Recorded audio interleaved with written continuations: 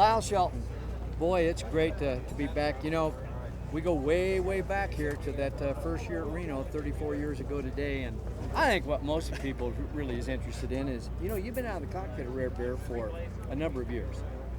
And I know getting back in it has been an experience. I talked to you last year, and just how in the hell does it feel to get back into Bear after being out for about 3 years? It feels a little strange, Sandy. You lose an edge after a while. Little things that you take for granted and never thought much about, you kind of got to think and work at. And so I've lost a fair amount of my just proficiency that it's like some of the things that come natural to you. It did after you've been busy for years and flying and depth perception, thinking, relative motion, all that stuff starts to kind of fade a little. So you got to work pretty hard to get it back. I feel a little bit better today.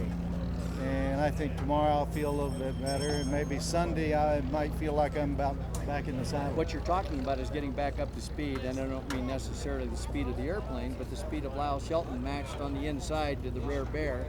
It looks like it's coming back fast, and like you say, maybe one more day and you'll feel as comfortable as you did when you quit here about 3 years ago. Well, let's hope so. I've done some hard flying last week in a pit special. We did everything in the world for about 4 or 5 days straight you could do with the pits, just to build up depth perception, relative motion, and to punish my flinging your pink body against the earth. Yes, right. And every day after I get 2 or 3 hours later, I'd have sore intestines from getting slung around about on negative and positive G's. And I've got an airplane on my PC too, and I'm not sure it did all that much good. Well, I can completely understand. While I've never been in an unlimited racer, I have been in one of them pits. What you're talking about, that PC ain't doing it, huh? No, that won't happen for Reno. But I completely understand what you're talking about the body soreness and all that, and that's just what you're getting for a bumpy ride on this thing on a hot day, aren't you? It's a lot of work. I mean, it's hard. And of course, I'm assuming cockpit work in itself alone, like you say, it's got to be automatic. Yeah. And you're getting back to that point again. Yeah. It's a hard day's work to do that. Yeah. It's hard physically, especially at Sunday races. As hard as anything I've ever done physically. And I used to box as an amateur, and I never got beat up in boxing like I've gotten beaten up on some Sundays when they're really running all out. You want to go a couple rounds now? If you won't breathe on me. Lyle, what is it like when you're inside on the turns and flying that airplane? Do you have to hold both hands on the stick, one hand? Today I had one hand. I was doing it. You get up I figure we went 455 somewhere in there today. Is that about it? Something like that. But if we get up 485 above 480, then you're starting to get either you really got a strong.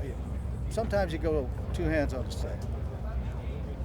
The BearCat's better off in that regard than the 51s are. They have stiffer control, certainly laterally.